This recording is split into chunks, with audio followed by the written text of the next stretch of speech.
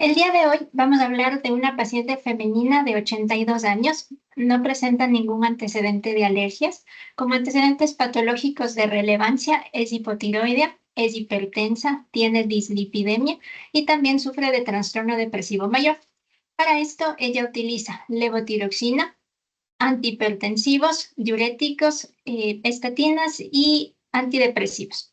Su hermana y su prima tienen psoriasis.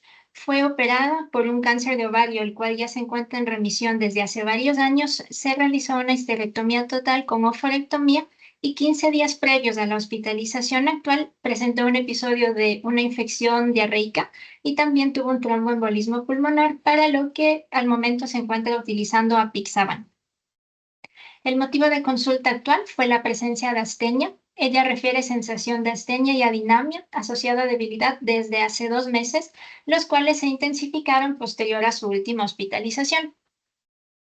Al examen físico de ingreso, ella se encuentra somnolienta, conjuntivas pálidas, murmullo vesicular disminuido vivasal, ruidos cardíacos rítmicos sin soplos, abdomen doloroso sin irritación peritoneal, ausencia de lesiones en piel, debilidad de las extremidades y también edema de miembros inferiores con fobia.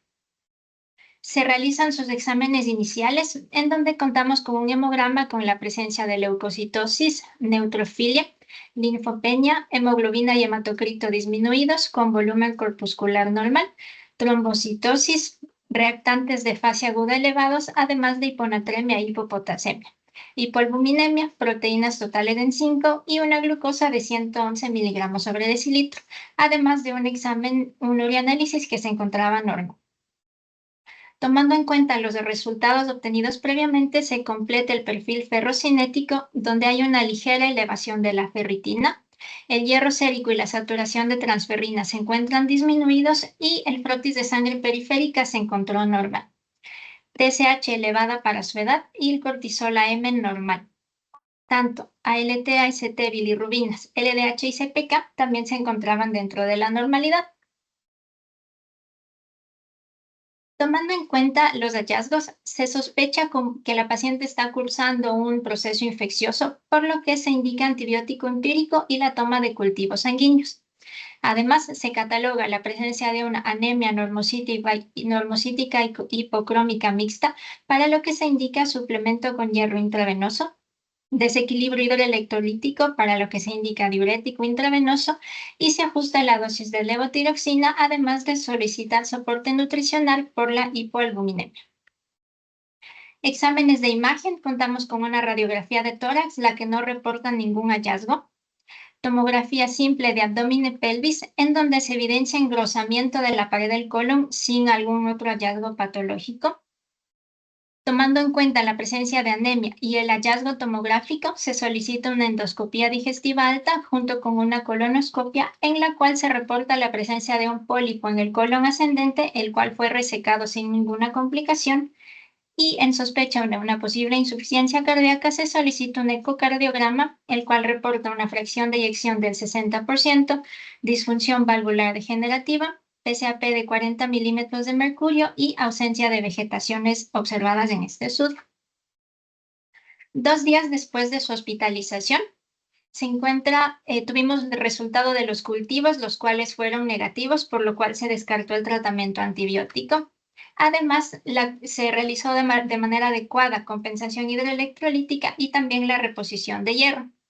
Sin embargo, llama la atención que la paciente presentaba PCR y BCG que persistían elevados, además de vitamina B12 incrementada también.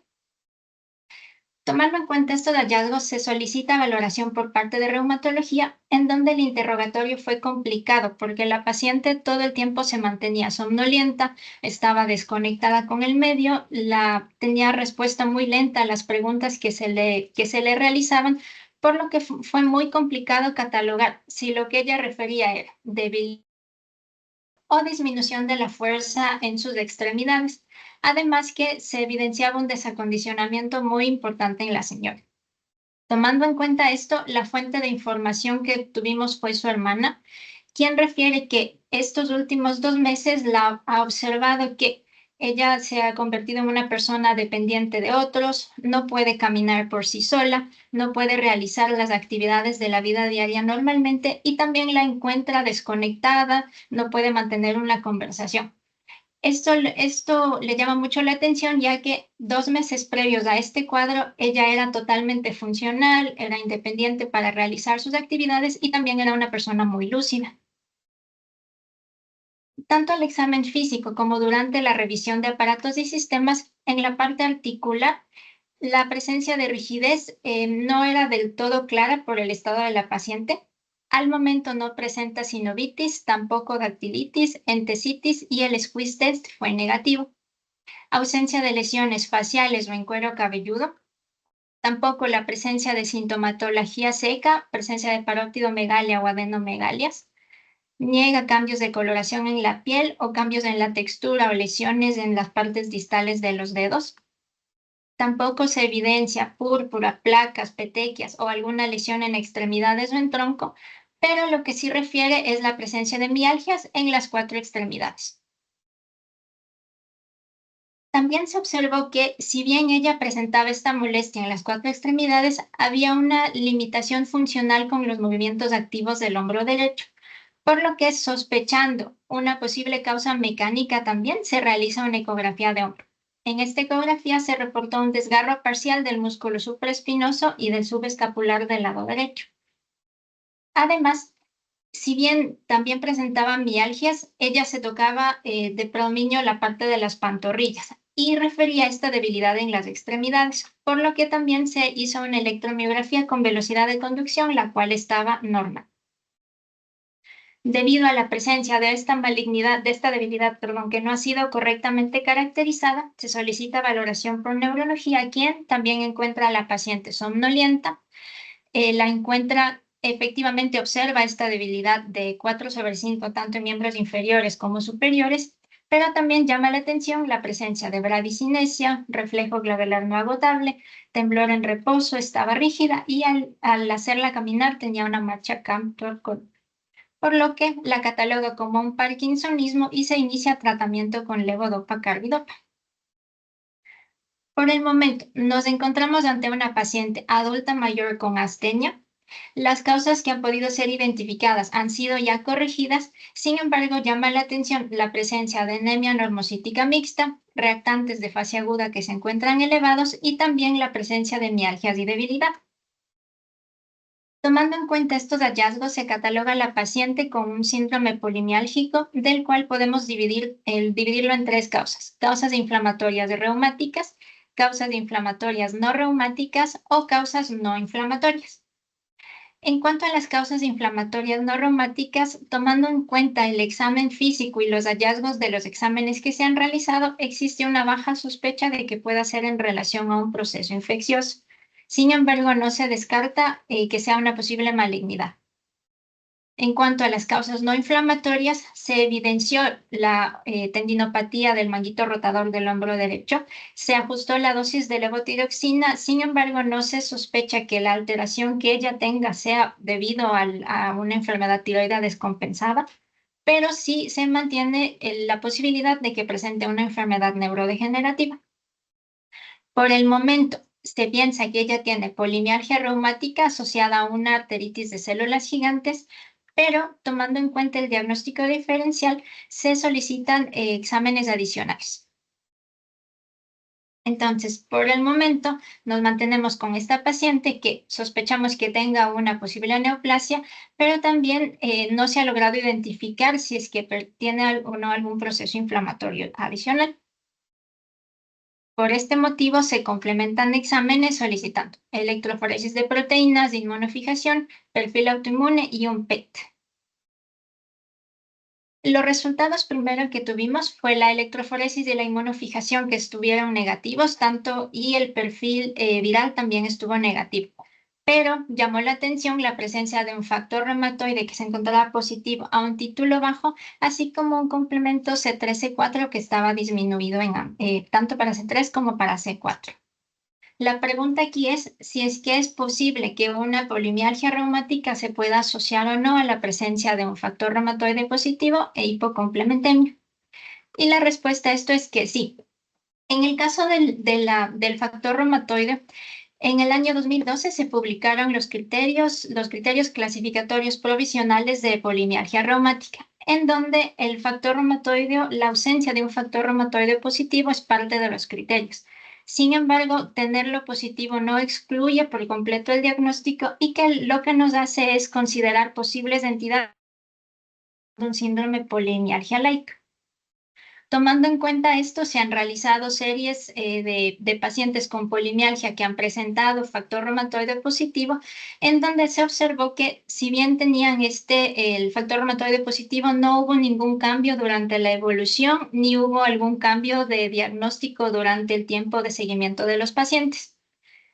Es importante considerar también que el factor reumatoide puede ser un falso positivo en pacientes, tomando en cuenta la edad, sobre todo en pacientes adultos mayores, ante la presencia de procesos infecciosos crónicos y también en malignidad.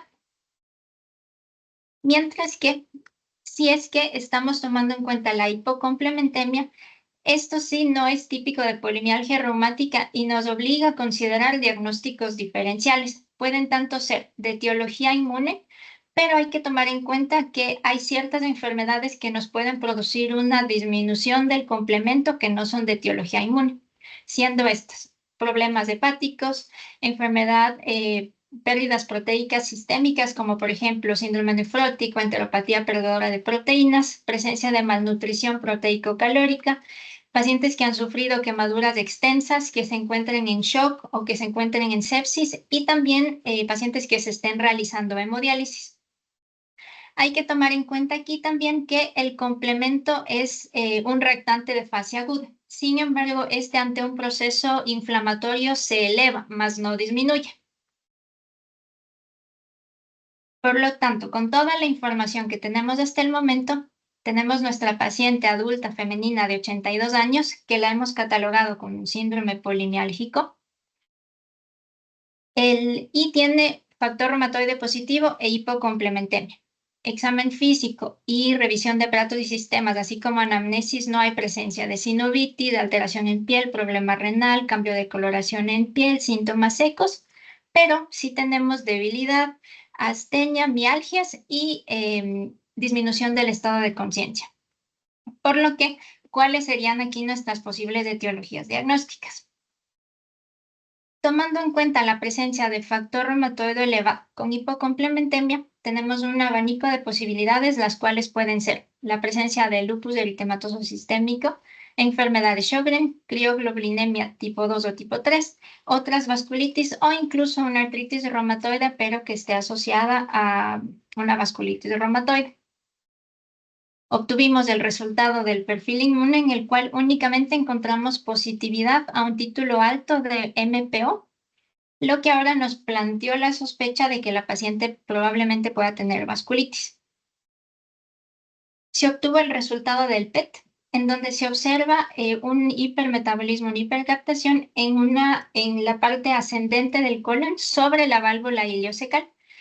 Esto no se evidenció captación en la grasa adyacente, tampoco hubo extensión ganglionar ni tampoco invasión hematógena, y se consideró que esto está en relación al pólipo que se extirpó durante la colonoscopia. El hallazgo histopatológico de este pólipo fue negativo. No se evidenciaron tampoco adenomegalias que sean sugestivas de un proceso linfoproliferativo y tampoco imágenes que nos hagan sospechar en algún otro tipo de neoplasia.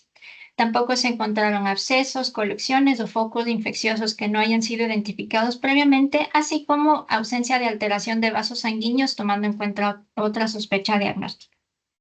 Lo que sí llamó la atención es que al valorar sistema nervioso central se evidenció aumento del metabolismo en ambos hemisferios cerebrales.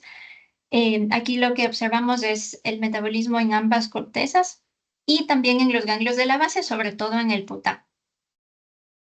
Y también hubo un hipermetabolismo en la precunia y en el cíngulo. En comparación con el estudio tomográfico concomitante, no hubo ninguna lesión que se asocie a las áreas de hipermetabolismo. A esto complementamos además con una resonancia magnética, en donde tampoco se evidenció ninguna lesión en las áreas en donde hubo hipermetabolismo en el PET y también se descartaron procesos isquémicos, hemorrágicos o alguna lesión ocupante de espacio. Se tomó una muestra de líquido cefalorraquídeo en donde se evidencia hipercelularidad de predominio linfocítico y también los estudios microbiológicos fueron negativos. Esto nos planteó la posibilidad diagnóstica de que la paciente puede estarse enfrentando a una encefalitis autoinmune. Entonces, para nosotros poder definir encefalitis autoinmune, utilizamos los criterios de Gauss. De estos criterios se deben cumplir los 3 puntos principales. ¿Cuáles son estos? Inicio subagudo de la enfermedad. Eso quiere decir una progresión rápida, menos de 3 meses, que se relacione con alteraciones cognitivas o alteraciones conductuales. Evidencia de afectación del sistema nervioso central. Al menos debe cumplir focalidad neurológica nueva, crisis epilépticas nuevas, pleocitosis en líquido cefalorraquídeo o resonancia magnética compatible con hallazgos de encefalitis. Y a su vez también se debe excluir otras causas como procesos infecciosos, procesos metabólicos, enfermedad cerebrovascular, neoplasias o epilepsia, de las cuales nuestra paciente cumplió el criterio temporal, presenta pleocitosis en líquido cefalorraquídeo y también se excluyeron otras causas. La pregunta aquí es, ¿la enfermedad fue primaria o secundaria? Se obtuvieron los resultados de los anticuerpos para encefalitis autoinmune, los cuales fueron negativos. Por lo tanto, se descarta que esta haya sido de un origen primario y tenemos la sospecha de que sea secundaria. Recordando la molestia que la paciente refería a estas mialgias en las que en el momento del interrogatorio ella se palpaba en las pantorrillas, se solicitó la resonancia magnética simple y contrastada de las pantorrillas, en donde lo que podemos observar, aquí tenemos una secuencia STIR y una T1 contrastada, un corte axial, en donde están las flechas verdes, lo que observamos es una hiperintensidad y también esta se hace más hiperintensa posterior a la administración de contraste. Entonces tenemos presencia de edema y realce muscular. Esto es un corte coronal de la pantorrilla del lado derecho. Es la secuencia T1 contrastada en donde las flechas nos señalan áreas de realce muscular. Y también en la secuencia T1 contrastada de la misma pantorrilla del lado derecho no se evidencia el realce post-contraste en un área diferente de la previamente señalada. Tomando en cuenta estos hallazgos, tenemos a nuestra paciente femenina de 82 años con reactantes de fase aguda elevados. Se han excluido posibles causas, presenta mialgias y debilidad, tiene encefalitis secundaria, a lo que se asocia la presencia de un anticuerpo anti-MPO positivo y también inflamación evidenciada en la resonancia magnética. Con esto catalogamos que la paciente tiene una vasculitis ANCA MPO positivo con debut muscular y también una encefalitis secundaria a vasculitis ANCA. La paciente recibió 3 días de metilprednisolona en pulsos. Posterior a la primera dosis, tuvo una mejoría importante del estado de conciencia, así como debilidad, así como mejoría marcada de la debilidad y de la fuerza. En los días consecutivos de los pulsos, la paciente pudo caminar, estaba mucho más conectada, mucho más consciente. Se encontró una mejoría notable de su estado de ingreso a posterior a la administración de los pulsos y se completó con un ciclo de rituximab la primera dosis y se cumplió la segunda a los 15 días de la primera. Tomando en cuenta esto, lo que nos enfrentamos fue a una vasculitis con debut muscular. Es importante mencionar que la afectación muscular no suele ser una de las manifestaciones clínicas más frecuentes y si es que tomamos las enfermedades que pudiesen provocar esta manifestación, la panarteritis y la vasculitis ANCA son de las más frecuentes. Lo que no se logra identificar aún es si es que esta inflamación se relaciona con una inflamación primaria del músculo o si es secundaria a la inflamación del músculo, a la inflamación vascular que me está inflamando el músculo de manera secundaria. Al mencionar esto, la prevalencia del debut muscular de una vasculitis es del 20% y en la mayoría suelen ser relacionadas a un anticuerpo anti-MPO positivo. Debido a que, el debut no es frecuente, la información que se obtiene son de series de casos en donde el síntoma principal de todos los pacientes fue la presencia de debilidad y de mialgias. Como síntomas extramusculares fue más frecuente encontrar alteración pulmonar o alteración renal. Lo que llamó mucho la atención es que las enzimas musculares y la electromiografía se encontraban normales. Hubo pacientes que tenían factor reumatoide positivo, pero esto no provocó ningún cambio en el curso de la enfermedad como tal, pero en pocos pacientes que tenían hipocomplementemia, esto se consideró que era un factor de mal pronóstico. Tomando en cuenta que la panarteritis nodosa o la vasculitis ANCA pueden debutar con debut muscular, ¿qué características nos podrían ayudar a diferenciar entre una y la otra? En el caso de la panarteritis, tenemos que es más frecuente que se manifieste como mialgias y suelen ser más en la parte distal, mientras que en la vasculitis ANCA suele debutar más como debilidad o en la asociación tanto de debilidad como mialgia y suelen ser más bien proximales, tanto en miembros superiores como en inferiores. Algo que llamó la atención es que en pacientes que cumplían las características de la enfermedad y se realizaba una resonancia magnética, el 100% de los pacientes tenían los hallazgos compatibles al realizar la resonancia.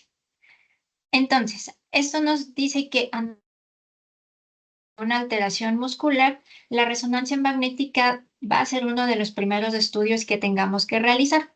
Esto nos va a ayudar para identificar la presencia de inflamación muscular, así como también identificar el sitio de biopsia más adecuado para poder tomar la muestra.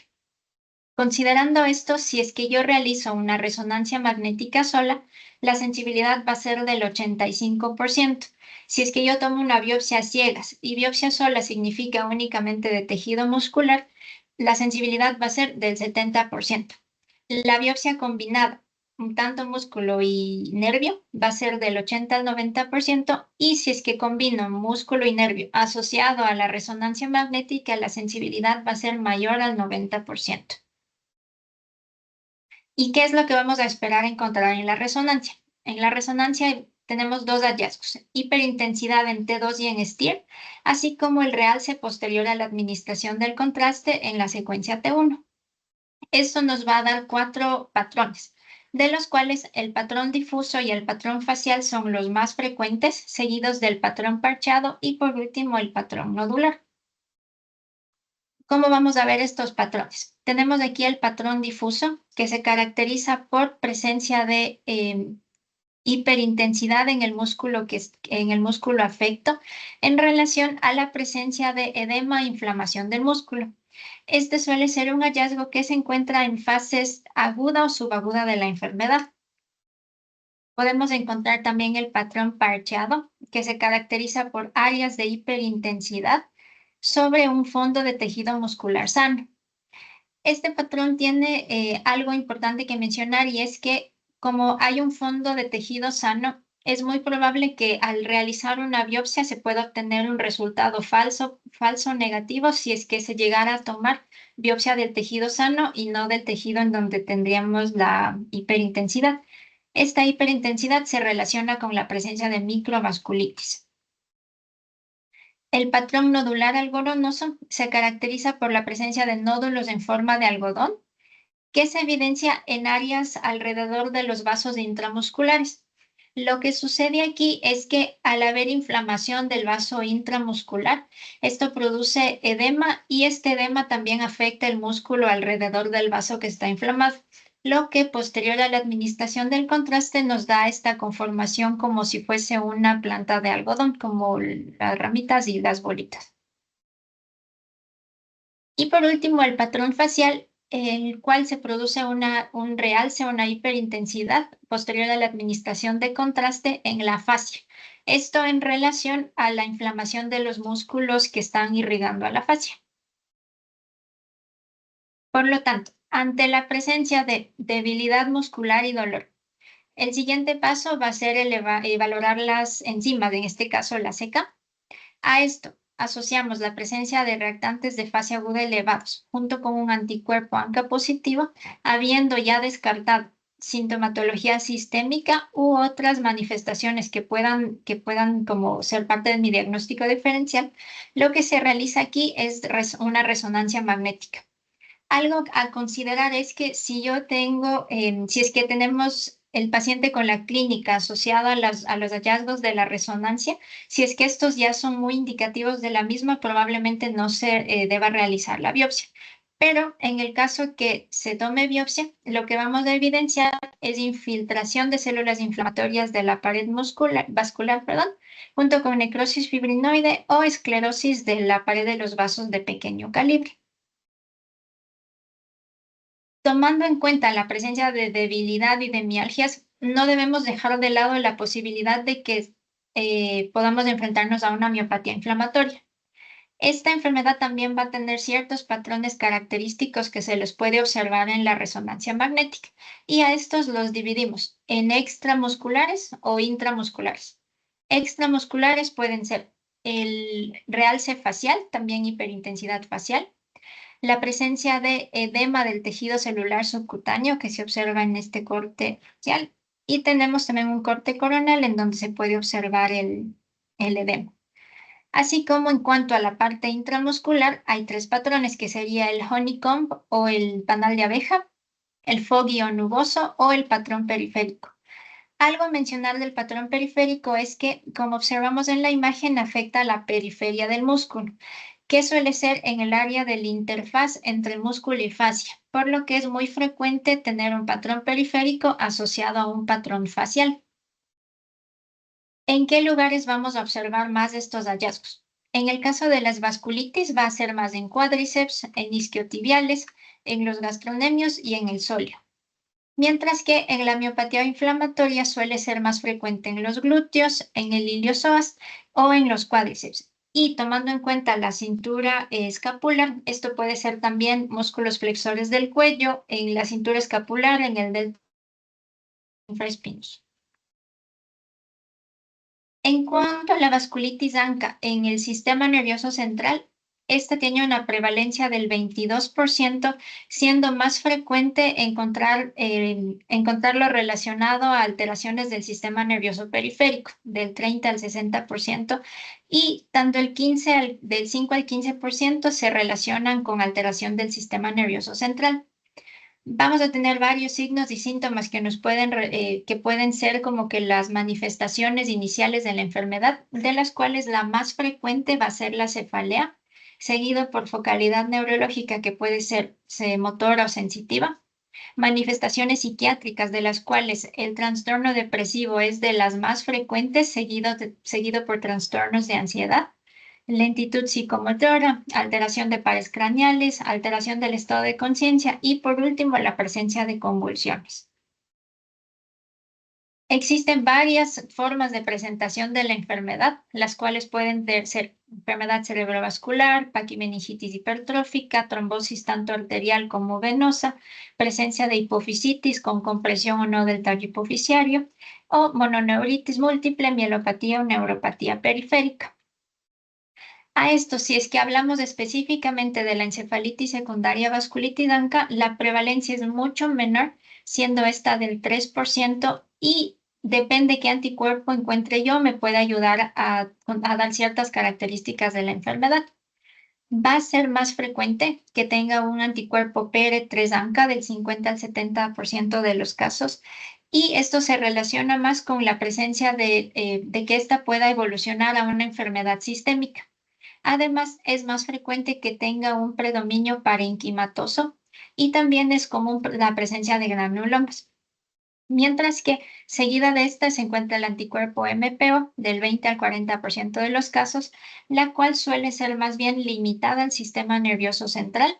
Puede presentarse como paquimeningitis hipertrófica y se va a observar vasculitis, pero sin la presencia de granulomas. Así como también hay pacientes que pueden ser ANCA negativos, mucho menos frecuente, del 10 al 20% de los casos, en donde la enfermedad más bien está limitada al sistema nervioso central, pero en este caso requiere biopsia para poder confirmar el diagnóstico. Si es que desglosando esto a enfermedades, la granulomatosis con polangitis y la polangitis microscópica suele ser más frecuente que se presente como un debut diagnóstico, mientras que en la granulomatosis eosinofílica suele ser más como una recaída de la enfermedad. ¿Qué es lo que vamos a encontrar en el PET? En el PET por una vasculitis ANCA podemos dividir estos hallazgos también en encefálicos o extraencefálicos. En el caso del encéfalo, lo que se va a observar es el hipermetabolismo tanto en la corteza cortical o subcortical de manera parchada sin que esto se relacione con los vasos sanguíneos que están afectos. Además, si es que en la resonancia se observa afectación meningia, el PET va a poder observar una mayor extensión que no se pueda ver en la resonancia, además de captar otros vasos sanguíneos también que pudiesen estar afectos. Algo muy llamativo del PET es que ayuda a hacer como un mapeo de la enfermedad para evidenciar si es que ya fuese esto también una enfermedad sistémica. Entonces se puede encontrar hipermetabolismo en órbitas, en tracto respiratorio superior inferior, riñón o vaso o en músculo nervio periférico. Entonces el PET lo que nos va a ayudar aquí es a identificar lesiones ocultas o inflamación. Y también una característica del PET es que suele presentar hallazgos mucho antes de los que se pueden evidenciar en la resonancia magnética. Por lo tanto, podríamos ver ya esto en el PET. Si hacemos una resonancia, puede que no se encuentre nada. Y algo importante aquí también es que nos sirve como parte del seguimiento del tratamiento. Haciendo mención al tratamiento, lo podemos dividir en dos grupos, siendo el grupo A y el grupo B. En el caso del grupo A se catalogan las manifestaciones que estarían en relación con un potencial riesgo vital, mientras que en el grupo B son características que no son ni de riesgo vital ni tampoco es un daño orgánico grave. En este caso, la lesión del sistema nervioso central se cataloga como daño orgánico grave, mientras que la miositis, al contrario, no asocia riesgo vital. Pero hay que tomar en cuenta que la paciente se encontraba postrada en relación a su miositis. Tomando en cuenta el hallazgo del sistema nervioso central junto con la miositis, se decidió iniciar tratamiento con metilprednisolona asociado a rituximab por la presencia del antecedente de cáncer que tuvo la paciente ya hace varios años. Y de este caso clínico, ¿qué mensajes nos llevaríamos para casa? La presencia de mialgias y debilidad pueden ser el síntoma inicial de una vasculitis, por lo tanto nos abriría la... Síntomas neurológicos comunes pueden ser una alerta para sospechar de que hay algún tipo de inflamación en el sistema nervioso. Considerar biopsia ante la presencia de dolor o debilidad muscular, sobre todo ante inflamación sistémica y la positividad de un anticuerpo ANCA. Los patrones de resonancia nos pueden orientar mucho al diagnóstico, incluso si es que el patrón es muy compatible, pueda que no necesite hacer una biopsia. Y también algo muy importante para llevarnos también como un mensaje es que pacientes en los cuales haya discordancia entre la clínica y los resultados de laboratorio, hacer una evaluación muy detallada de todos los posibles diagnósticos diferenciales va a ser fundamental para poder alcanzar el diagnóstico correcto en nuestros pacientes. Y eso es todo. Muchas gracias.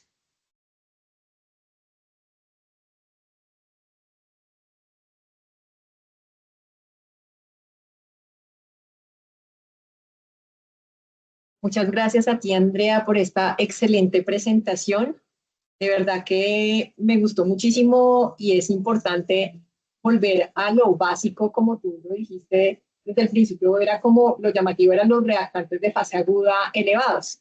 Y sucede mucho que algunas veces, por ejemplo, en la consulta de pediatría, los pacientes llegan como con anticuerpos específicos, pero llegan sin el dato de la BSG, por ejemplo. Entonces es importantísimo volver a lo básico, no solamente tenía como elevados los reactantes de fase aguda positivos como la PCR, la BCG, la ferritina, la vitamina B12, que yo siempre he pensado que es un epifenómeno de inflamación. Digamos que en reumatología lo tenemos como criterio para síndrome linfoproliferativo autoinmune cuando es mayor de 1500, pero siempre he pensado que todas las enfermedades inflamatorias en general tienden a elevar la vitamina B12. Y mira que también tenías los reactantes de fase aguda negativos, como la albúmina también ahí marcados. Entonces es un caso muy interesante. Es la segunda vez que clínicamente, y me lo han demostrado los dos de Medellín, porque la Universidad de Antioquia también presentó un caso que uno diría, esto es una PAN, como pues dolor abdominal, en tu caso que era dolor abdominal, los gastrocnemios, digamos la polineuropatía, pero pues, y en el caso de la Universidad de Antioquia que tenía aneurismas, y mira, terminaron siendo vasculitis ANCA, entonces realmente muy interesante. Una felicitación para ti y pues para todos los que te apoyan como docentes y pues para Sebastián, que es el coordinador de tu residencia. Entonces, bueno, queda abierta la cámara también para Sebastián si quiere hacer algún comentario en especial, o si no, pues para todos quienes quieran participar con preguntas y comentarios. La reunión en este momento es de usted. Muchas gracias. Yo quiero hacer un comentario adicional que a veces es difícil en cómo se presenta el caso clínico y cómo se ven en las diapositivas, y fue la dificultad del caso clínico porque no teníamos interrogatorio entre comillas con la paciente. La paciente tiene alteración en la conciencia, tiene la bradisiquia, la bradilalia, y eso eso hizo que el interrogatorio fuera muy difícil y que durante mucho tiempo estuviéramos perdidos de si el problema de la paciente era debilidad de me falta fuerza o si el problema de la paciente era dolor que limitaba la movilidad articular y que se confundía con debilidad, pero que era principalmente dolor. Y eso nos vinimos a dar, pues, aunque el interrogatorio con la hermana fue muy útil, fue ya en retrospectiva cuando aplicamos los pulsos de metilprednisolona que la señora rápidamente inicia a deambular, que la señora rápidamente normaliza estado de conciencia, que dijimos, hombre, aunque si había debilidad, probablemente era ese síndrome polimialgico que inicialmente creíamos que es una polimialgia reumática con arteritis de células gigantes. Por eso de entrada solicitamos el PET-CT teniendo en cuenta los diferenciales, que posteriormente era, aunque había debilidad, era más la parte del dolor que tenía limitada la paciente su deambulación. Y cuando ella ya logra hablar y comunicarse, ella decía, a mí me dolía todo, yo estaba rígida, yo estaba pegada, y con los glucocorticoides mejora rápidamente.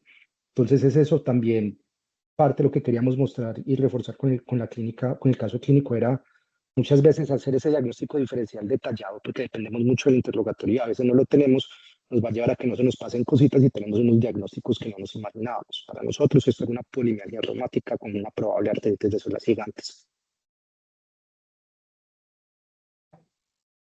Difícil si el paciente no habla. Pero nosotros nos vemos frecuentemente enfrentados a eso, porque muchas veces cuando son muy chiquitos no hablan. Entonces, pues digamos, como les pasó con esta adulta mayor, nos pasa frecuente con los pediátricos. Pero ahí está, pues digamos que el misterio y el arte de la medicina. Bueno, acá te están felicitando. Múltiples, no, todavía no veo manitos levantadas, pero acá sí.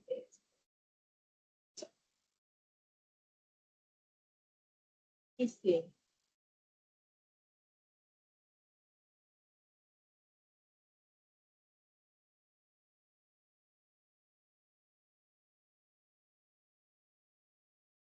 Loren, estás leyendo el chat. Hay varias preguntas en el chat. Es que no me ha cargado esta sesión y me aparece solo en recuadros, pero ya estoy esperando que cargue. Yo Bueno, tengo, mientras tanto. Lore, si no te molesta, yo tengo el chat abierto. Bueno, dale, Sebas. ¿Te parece? Entonces, Sí. acá hay una primera pregunta y es, usualmente el complemento no se consume en vasculitis ANCA, que si habían explicaciones de por qué había hipocomplementemia en esta paciente. O sea, siendo en la revisión del tema, en realidad, justamente como lo mencioné, causa frecuente de que en la vasculitis se consume el complemento, pero en los pocos pacientes de las series de caso en donde se reportó esto, solamente se lo consideró como el factor de mal pronóstico, pero no hay como que una evidencia clara del por qué sucede esto. Más bien se lo toma como mal pronóstico. Hay que anotar una cosita y es desde el punto de vista de patogénesis se ha propuesto que los anticuerpos, los ANCA, sí causan activación del complemento y esto podría llevar a hipocomplementemia porque pues sería uno de los mecanismos de daño que hay en la enfermedad.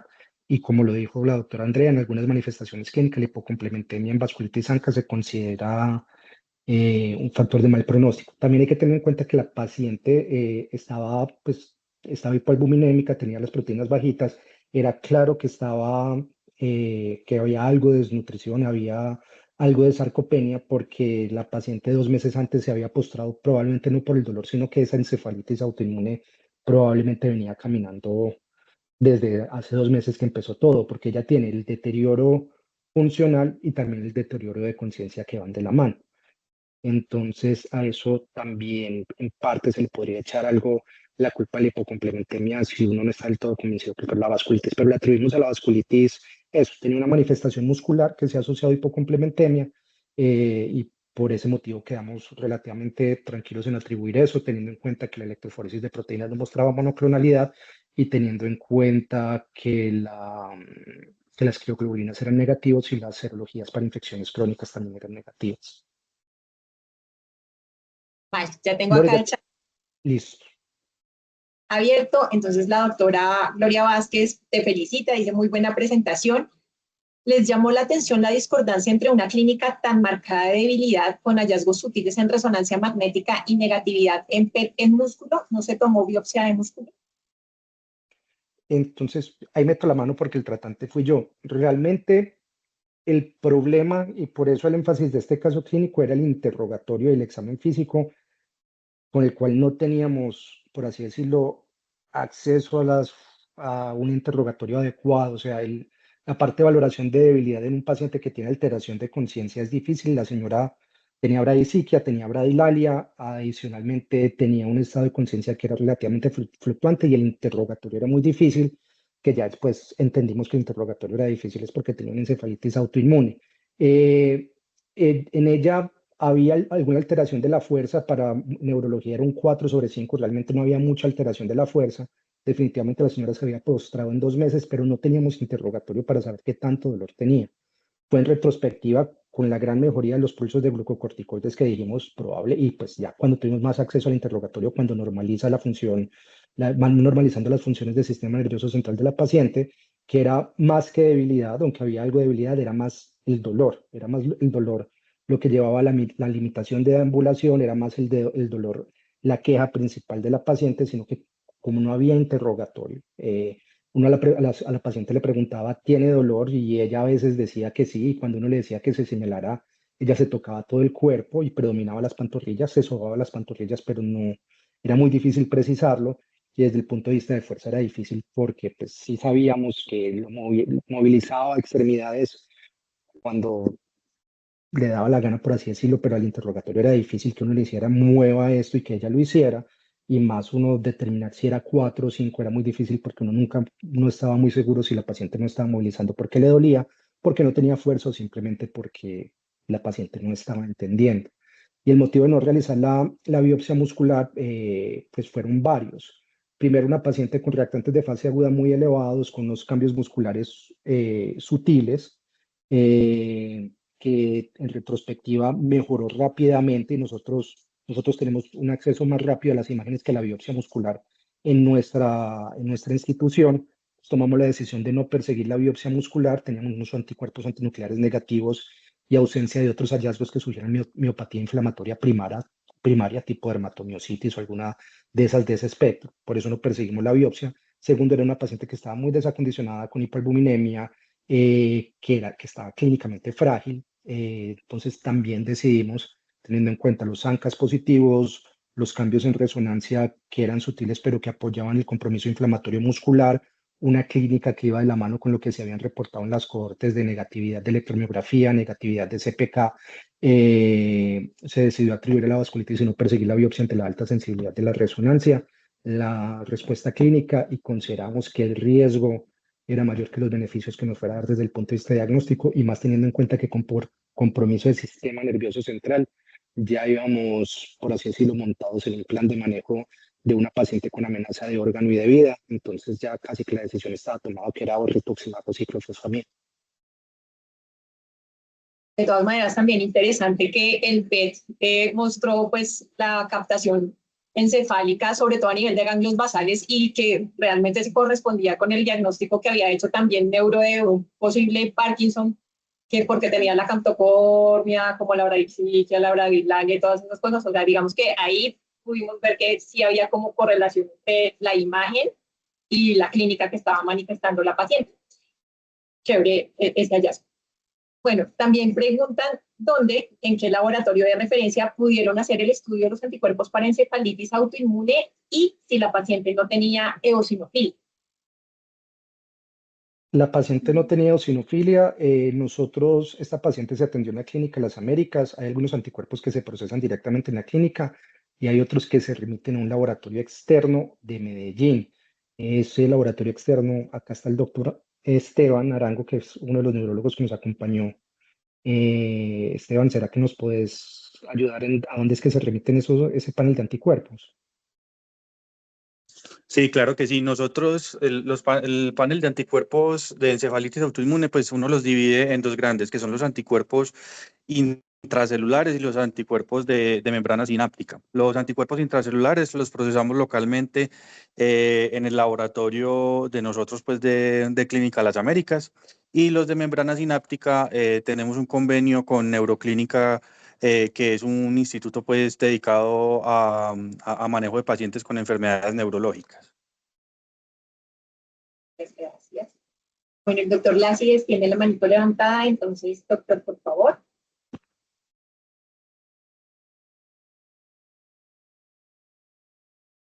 Digo, doctora, por la presentación del caso. Es que me había perdido un poco con los exámenes y lo que quería preguntar era que si los ANCAS los mandaron enseguida, o sea, si simultáneamente ordenaron los ANCAS y el MPO y el PR3. Ahí me perdí. Pero parece ser que con base en que los ANCAS salieron positivos, entonces ustedes solicitaron el PR3 y el MPO. No sé si es correcto eso. Nosotros, en la clínica usualmente nosotros tenemos acceso en la clínica a los dos, a ELISA e inmunofluorescencia. Por protocolo, usualmente iniciamos con ELISA, anti-PR3 y anti-M.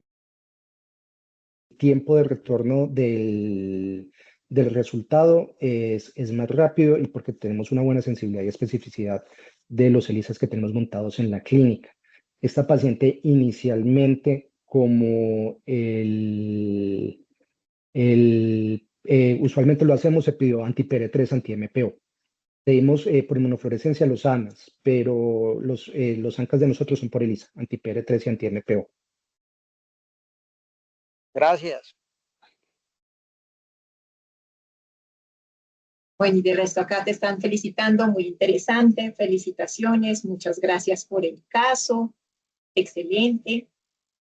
Felicitaciones por el amplio análisis del caso, también me están escribiendo.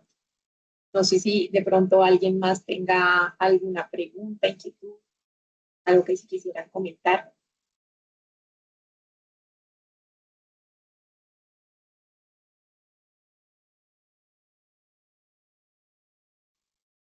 Felicitaciones, señorita Andrea, que aprendas mucho y disfrutes este país. Muchas gracias.